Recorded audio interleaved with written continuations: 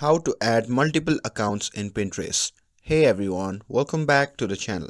In today's video, I'm going to show you how to add multiple accounts on Pinterest. It's quick and simple process, so without further ado, let's get started. So first thing first, open the Pinterest app on your phone. And once you have opened it, simply tap on the profile icon shown in the bottom right corner of the screen. And after tapping on that, you'll be prompted to the profile section.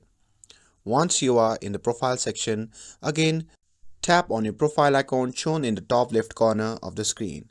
And after tapping on that, you'll be prompted to the account menu section. From there, simply scroll down and tap on option label add account. And here you simply need to tap on create.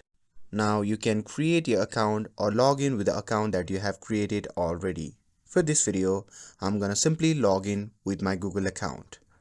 So simply click on continue with Google option, but you can choose as the way you want to log in and select the account.